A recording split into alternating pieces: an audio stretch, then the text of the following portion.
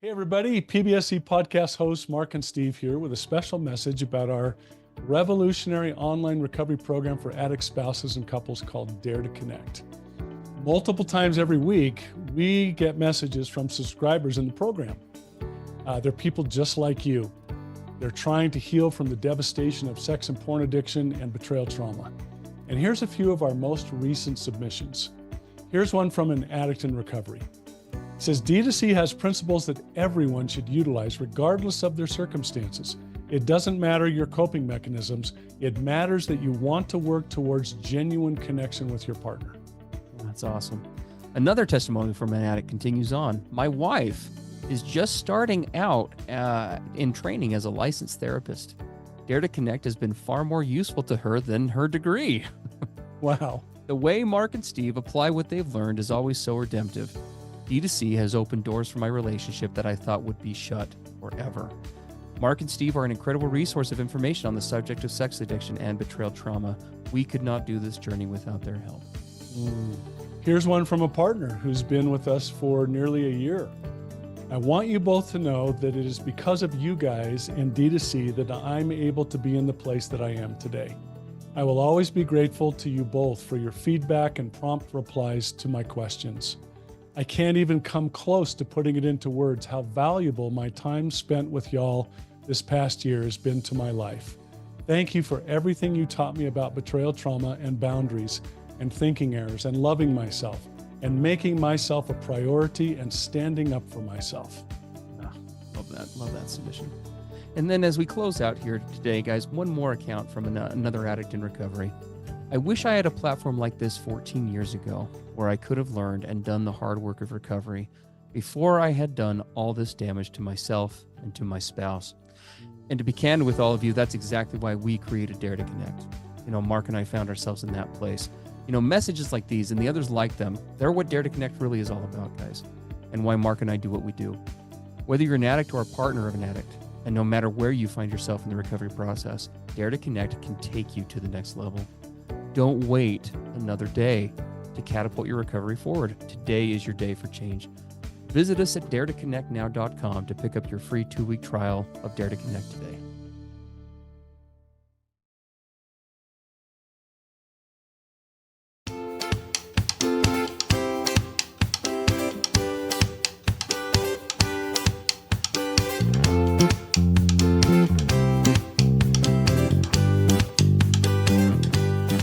Hey everybody, I'm Steve Moore. And I'm Mark Castleman. We know the pain and heartbreak of porn and sex addiction. And we know the triumph of breaking completely free. Every day, we help our clients find hope and healing. Join us in the fight to take back your life, your marriage, and be stronger than ever. This is the PBSC Squared podcast.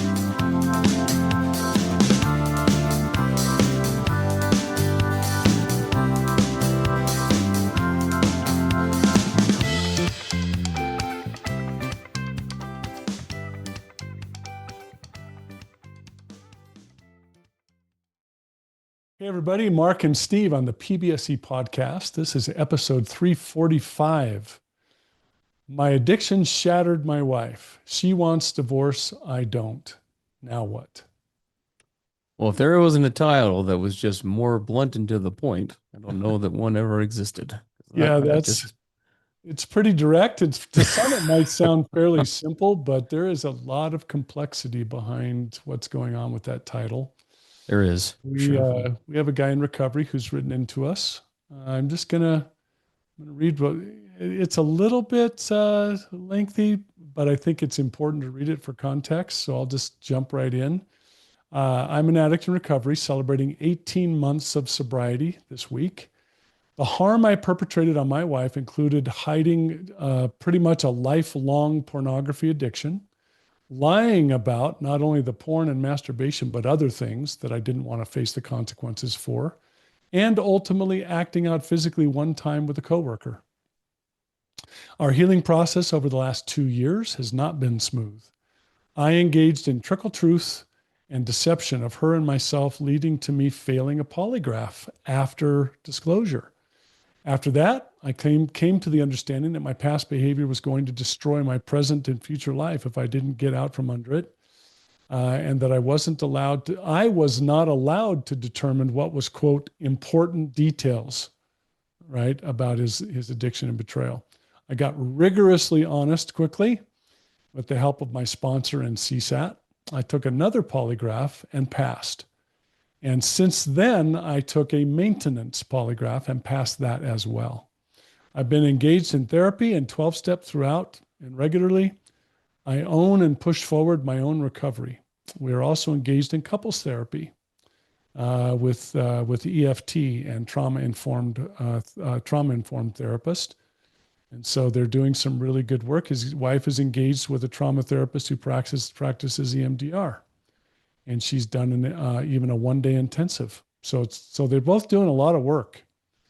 It's been a long and difficult road in our relational recovery, and I've worked to increase my capacity for sitting in her pain, dropping my defensiveness, and initiating difficult repair conversations and, quote, showing up. I've opened up all my devices, my passwords, right? So he's living totally transparently with all of his tech with her. He shares his progress and his recovery and step work. But a particularly challenging aspect of all this work for me has been around self-worth, boundary setting, and differentiation, he calls it. And this is where he presents and asks us 3 questions. Number 1, where is the line between sitting in her pain and being her punching bag, which has all created a new unhealthy dynamic in our relationship? My wife, I believe, out of her severe pain, calls me names, denigrates my worth, and he says, admittingly, says things in order to try to hurt me and get me to file for a divorce. I don't want a divorce, but I feel as though I might be reaching the end of my rope. Her pain hurts to hear, but I know I need to see and hear it. What I'm not sure about is how long I can endure the unending sarcasm, nitpicking, raging, menacing, aggression, and threats. So that's number 1. Number 2, my wife set a boundary of no physical contact, which she is entitled to do.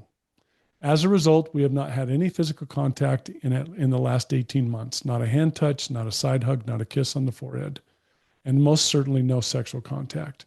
I don't want to pressure around this, but I have fear that this kind of constraint has created new relational ruptures, which complicate our relationship repair.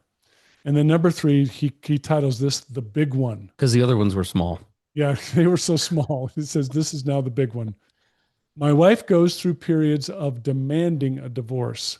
I try to reassure her by telling her I want repair, and I have a vision for a future that is better than ever. She insists she will never love me again, that I am disgusting and repulsive, that I never loved her, and she will never see me as anything but a monster.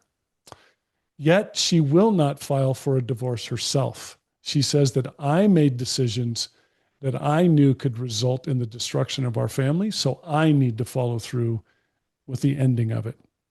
I feel as though I'm making a choice, the choice to work on myself, work on the relationship, and become a better partner and attempt to repair. At what point do I take her at her word and file for divorce? Wow.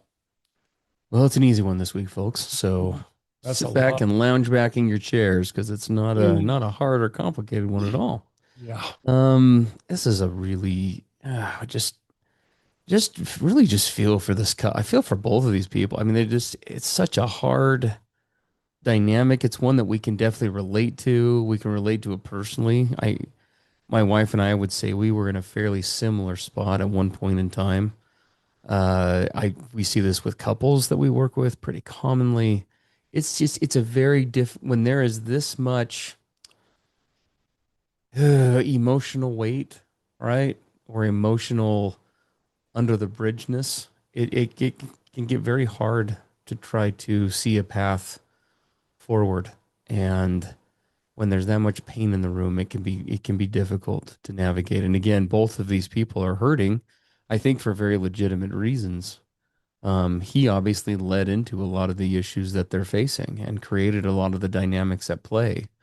Yeah. She looks like she is struggling with some and is struggling with the process of the process of making progress, I guess, with others, and we'll talk about that in a minute. But for any coupleship in a dynamic like this, we really do feel and empathize for you, and there are steps that can be taken to move this forward.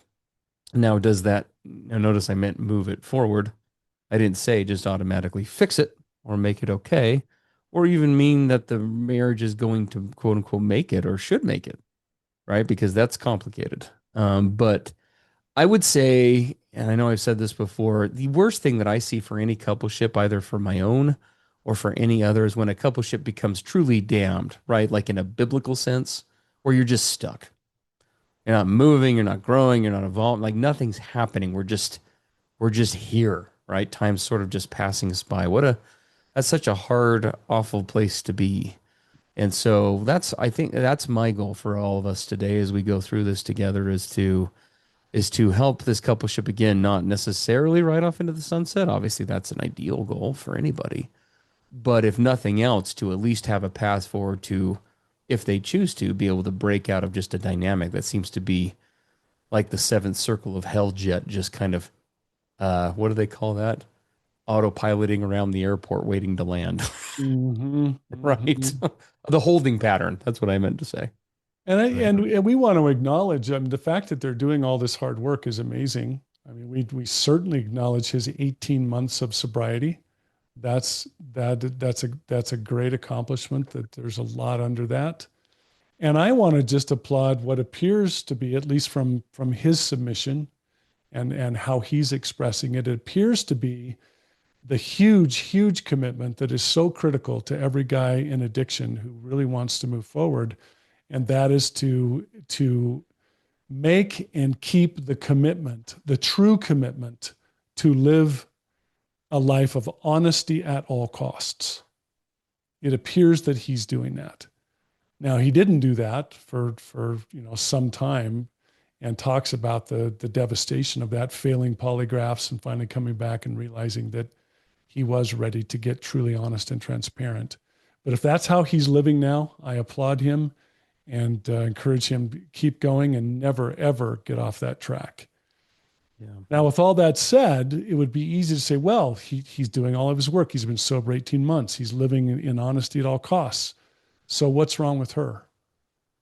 Well, that's where the really painful part of this discussion is. It's one that is very heartbreaking for Steve and I after more than 20 years of working with betrayed partners. And it is this word that we put in all caps: impact. Impact. What is the impact of years or decades of sexual betrayal, years or decades of gaslighting, of integrity abuse, of your partner, meaning a woman who has a partner who has lived in a secret sexual basement, in many cases their whole entire marriage or relationship? What impact does that have on the innocent partner? And I think, Steve, of kind of the example where a woman's, innocently driving down the road, and a guy, through all kinds of decisions, has become an alcoholic and is drinking and driving and crosses the median and smashes into the front of her car and devastates her. And now she's rushed to the hospital. She's been through months or years of physical therapy. She will have aches and pains and broken parts of her body the rest of her life, right? What does that feel like? And what does that mean to a betrayed partner as we start to really talk real about that? Hmm. Because it is a significant part of what I'm hearing described. Yeah. Impact. Well, and kind of going along with what Mark is saying, and this isn't in our production notes that we prepared for today, but because I went back and I've read this submission a couple of times now, and the guy words things really well, but there are things that are missing that are pretty critical to the narrative. So, for example, he says that they have this timeline where he's been sober for 18 months. He doesn't specify how long the trauma and other things went on for, the deception, integrity abuse, nor is it clear about the timeline of things since. He says that they had a disclosure day. He lied in it, right? Lied, got caught on a polygraph, et cetera, et cetera. Well, all of that could have happened 17 and a half months ago. or it could have happened last week. We have no idea, Yeah, we don't know. We don't know how right? long ago it was. And that timeline plays a huge role into this whole dynamic and the answers that we're going to give. Okay. Because as Mark indicated, right, impact time doesn't heal all wounds, and that is a true statement. But time is a critical ingredient in healing for lots of reasons and in lots of ways. And so we'd be addressing this very differently if this coupleship were 17 and a half months into, right, solid footing and consistent work and whatever, as opposed to, you know, he eked out a week of not lying to his wife, wrote us a submission and sent it in. And we don't know which of those is true. Well, So, and having said that, I think it's important though. Let's say that he has been completely and totally transparent, and that all the the failed polygraph followed by the successful polygraph and the total truth and the all. Let's say that has been going on for 18 solid months. I think we need to be careful with that because you have to ask the question: how long does it take for a betrayed partner to heal? How of course, and long does it take for wounds to mend? yeah. You know what I mean? Well, and the It's healing time is definitely relative, but there should I think it is safe to say that the trajectory of a coupleship again in one of those examples is different than the trajectory or the I state of agree. being that would be I normal agree. It's an important question. The for a time involved. couple in Yeah. the same place. So having said that, just keep that in mind as we kind of go through this because we're going to do our best, not knowing that information, to try to kind of give something that will be helpful to them and to all of you who are listening who might resonate with all or part of this situation because that's the question right now. Now what? Now what? So there's a couple of things where the rubber meets the road with this. First and foremost, regardless of the timeline, let's talk about the addict's responsibility in the situation. And we're going to sum this up fairly quickly because there's lots of moving parts to this that we want to get to in our time here. It is the addict's responsibility to work on himself, right? Provide transparency and consistency and become increasingly mindful about his authentic wants and needs, sharing them vulnerably and lovingly along the way. And that is 100% on him. It is not his wife's job to mind read, divine, use, a crystal ball, whatever the case may have been in the past, to try to figure out what's going on with him or not. And it is always shockingly sad how often Mark and I hear how much time and energy spouses will devote to what I just described. Addicts living in their multi-layered onion of secrecy, right? Of just right, and you see that the prime example of this here.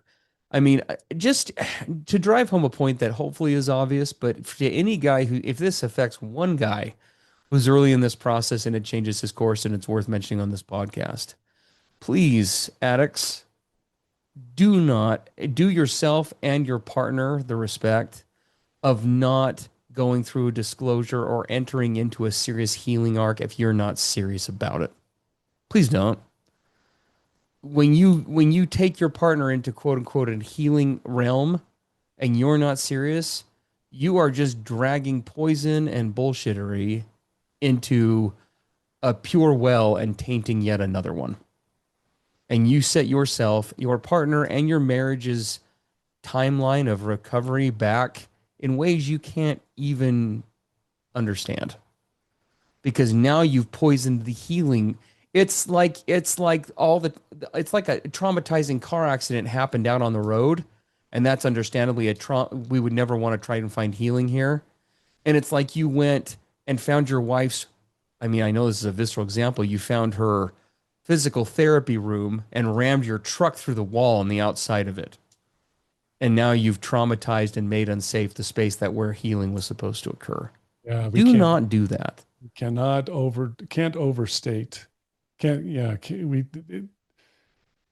Steve, how many times have you and I worked with betrayed partners where the guy appears to be getting into recovery, appears to be doing things, and she dares to trust again or to Yeah. start to trust. She dares to put her fragile self out into the risk, and then she finds out that he wasn't all in.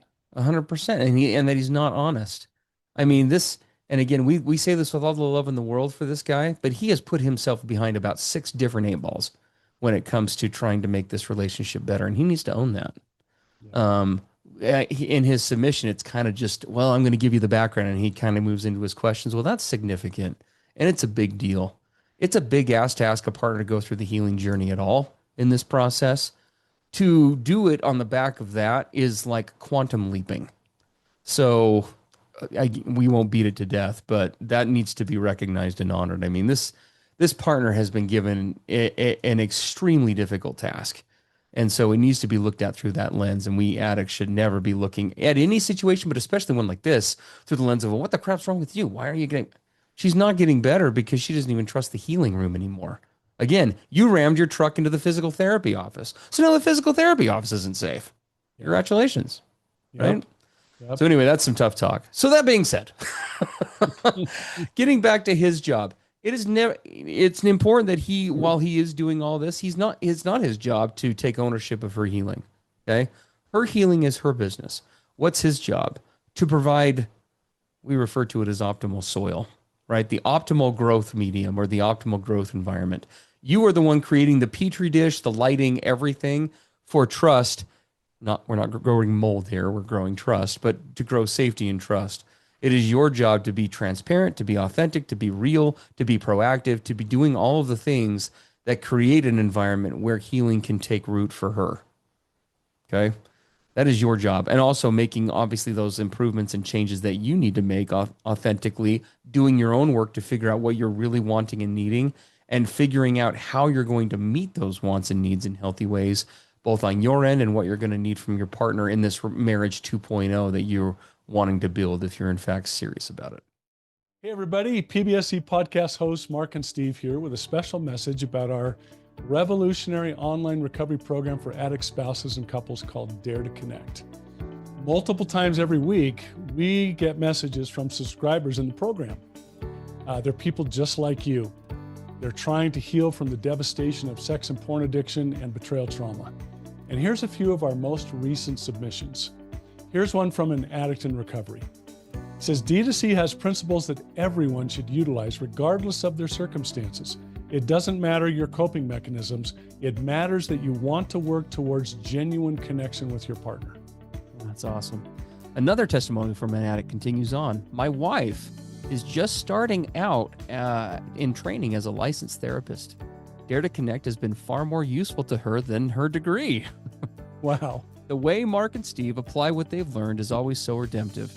D2C has opened doors for my relationship that I thought would be shut forever. Mark and Steve are an incredible resource of information on the subject of sex addiction and betrayal trauma. We could not do this journey without their help. Here's one from a partner who's been with us for nearly a year. I want you both to know that it is because of you guys and D2C that I'm able to be in the place that I am today. I will always be grateful to you both for your feedback and prompt replies to my questions. I can't even come close to putting it into words how valuable my time spent with y'all this past year has been to my life. Thank you for everything you taught me about betrayal trauma and boundaries and thinking errors and loving myself and making myself a priority and standing up for myself. Love that submission. And then as we close out here today, guys, one more account from another addict in recovery. I wish I had a platform like this 14 years ago where I could have learned and done the hard work of recovery before I had done all this damage to myself and to my spouse. And to be candid with all of you, that's exactly why we created Dare to Connect. Mark and I found ourselves in that place. Messages like these and the others like them, they're what Dare to Connect really is all about, guys, and why Mark and I do what we do. Whether you're an addict or a partner of an addict, and no matter where you find yourself in the recovery process, Dare to Connect can take you to the next level.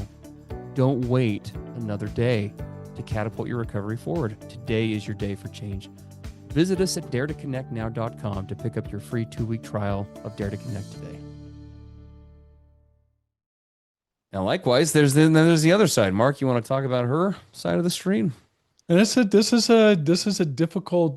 a crazy difficult thing for betrayed partners to hear. I have a little feel for that just because of some really abusive people that were in my childhood. It's really hard to hear as you're laying in the hospital, having been slammed into head on by this addict, and now you're laying in a hospital bed hooked up to wires and tubes, and your limbs all in traction, and someone says, it's your responsibility to do your healing. That's the last thing that you want to hear, right? How is this all on me when I did not cause this? I don't deserve it. I didn't anticipate it. Right? I gave my whole self to this. And now you're telling me, laying here in this bed, that I need to now look at me getting well. That is really hard to hear. And at the end of the day, that person that's laying in that hospital bed, with their body broken, truly they are the only ones that can now can go along the healing path. As Steve said, the addict partner can do a lot to cultivate that healing path, to create the optimal environment, to be supportive, et cetera, et cetera. But the betrayed partner is the only one that can do the actual healing. And so that's, to seek her healing, for her to be transparent, and to really express her true deep wants and needs, right? What does she need from him going forward? What does she need from the relationship going forward?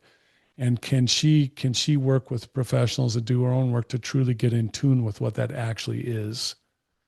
One of the things that really concerns me when betrayed partners are going through this immense pain, and he does states, that she finds him repulsive and disgusting, that he's a monster and she'll never be able to see him any other way.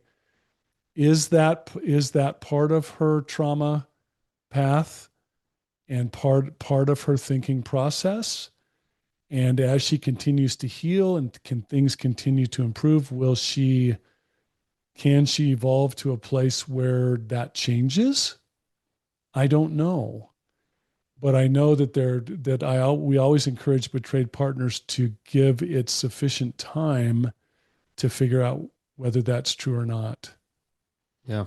I've had the painful experience, as you have too, Steve, where we have had situations where an addict, with his betraying decisions and his lying and gaslighting, et cetera, has shattered partners and broken them to the place where that repair and healing cannot take place in that relationship. That can happen. Yeah. Now, is that the case here? I don't know. Well, and then that of course kind of coincides with the authenticity of is she wanting to do that, right? Uh, Because with the depth of trauma comes the depth of work required to make repair and make change. And every partner, every addict, this is where we get into a compatibility discussion, mhm. right? Needs to have hard looks in, and they need to have hard conversations first with themselves. But then there needs to be an honest look at some point in time about, is this something both of us want to continue to pursue? Are we prepared to do what authentically prepared to do what's required to actually make that happen? Is that worth it to both of us? Is that something we both want to do or not? Right? Yeah. Because and so here we're going to kind of get into the meat of things as we start to kind of close up the podcast, because let's talk about the coupleship now, right? We've talked about kind of in an overarching way the responsibility of both, as we've talked about in depth in many other episodes, but let's look at the coupleship. If a coupleship is to have a shot in this situation, in a situation like this, a couple of things need to happen at some point and in some timeline. Okay, we're sensitive to that again because we don't know the timeline on things to this point, but it is. I'd be if I was a if I was acting in a therapist role here, I'd be interested to know more about the timeline and what is going on in therapy for one or both of these people right now, because abusive communication has to be eliminated from a relationship if you're going to truly make healing happen. I definitely can connect with, and I think anybody could connect with, this partner's very understandable frustration and pain. But as we've all been taught since we were little kids, the truth just becomes more profound. Two wrongs don't make a right in this process. And toxicity should not be a gateway or beget more toxicity or create an environment for that. And I hope that if a partner is working with a therapist, whatever else they're working on, there should be a working through. And because whatever happens with this coupleship, there ought to be at least discussion about how should dialogue look and what does healthy communication look like. That doesn't mean that you're happy all the time, nor does it mean you don't express emotion. But and we're just going off of his narrative, right, according to what we've been told here, right? But he describes a pattern of name calling, shaming him, a bunch of other things that have gone on. How much of that is him responding in a juvenile way due to addiction or addict traits, responding to her, versus how much of that is actually toxic on her end? Again, we don't know. But both people if a couple ships to have a shot, abusive communication has to stop, and there have to be progressive. There has to be progressive progress, and those communication patterns need to be progressively eliminated, and there need to be commitments and agreements made and kept that reflect a path that is eliminating that from the dialogue.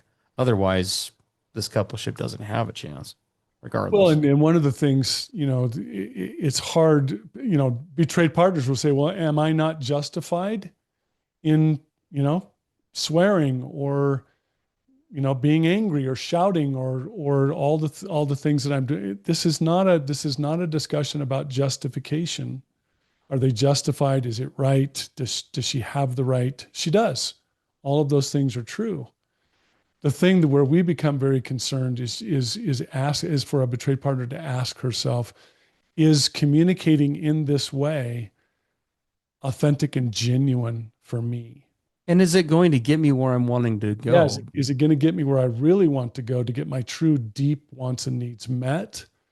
And is it helping me progress on a path of evolving into the higher person that I want to become? Yeah. And we virtually have always seen that the answer for a betrayed partner to that is no, it's not.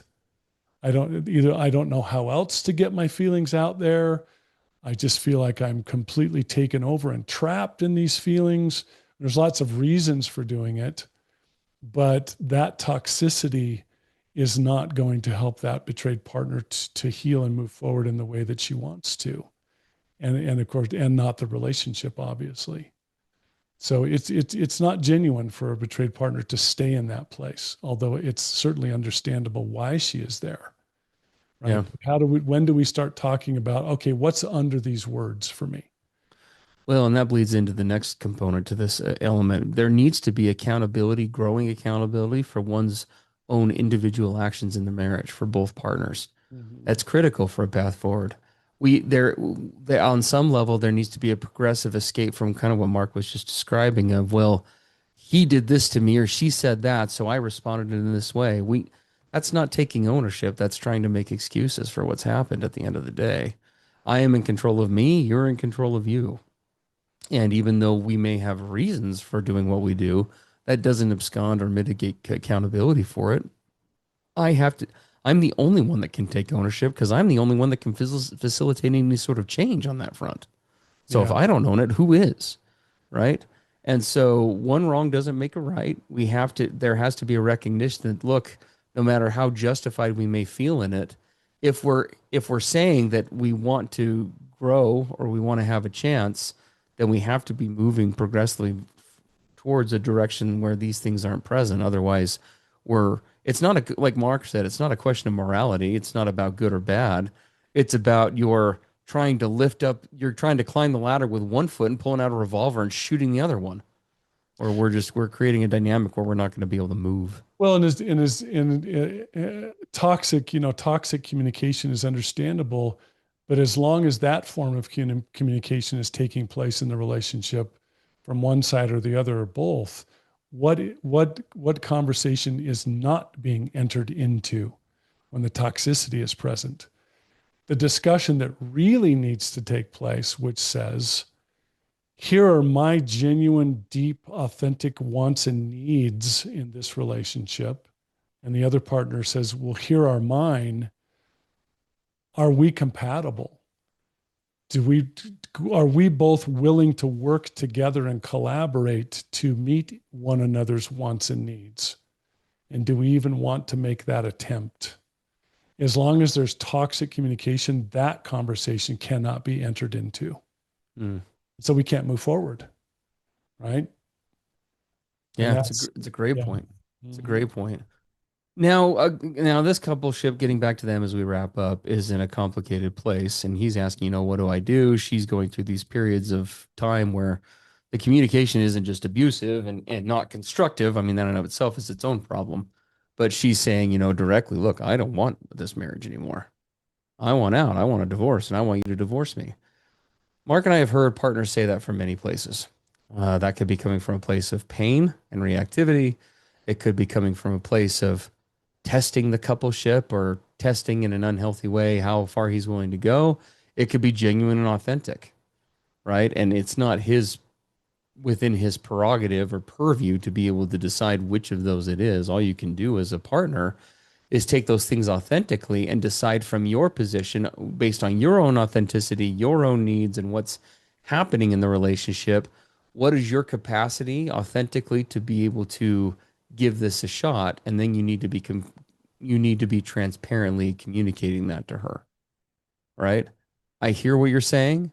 I personally would like to work on this marriage. You are, of course, welcome to file for divorce if you want to. I want to give it a chance though. For my part, I really want to just try to give things a chance to heal and grow in some way. And I think at this point in time, unless something changes, I'm wanting to, I don't think that I'm willing to consider me filing for divorce for 6 months, whatever it is, right? I don't know what that time frame is. But I'm going to be transparent with you about that. And again, if you need to do what you need to do, I'm not here to stop you or persuade you or change your mind. I'm just here to tell you that this is where I'm coming from. I know I've done a lot of hurt. I know I've done a lot of damage. I've caused a lot of problems, but I still see a possible path where we could reconcile from where I'm sitting. So that's where I'm at. And I would hope Oh, with that discussion taking place as they're working with professionals, that there would be some sort of a plan about what that looks like. yes. Because I agree with you, Steve. He can't just hold out forever And he shouldn't. and say, That's I'm not, never that's going to not file healthy. for divorce. I mean, he's the one who caused this. And so he does need to own it. But if he says, I would really like to give this 6 more months, for example, Yeah. can we work out a plan about what reconciliation would look like? What are your wants and needs as the betrayed partner? If this is ever going to have a shot or a chance, what would you need from me? What would that look like? I would hope that there would be something put into a concrete formal expression that would say what that needs to look like. Now, if she comes back and says there's no plan that you could have that would ever reconcile any of this, now we're in a place where we need to start to get raw and real about this. Sure. And if I'm him, I would be dialoguing with my professional counterpart, my therapist about it, right?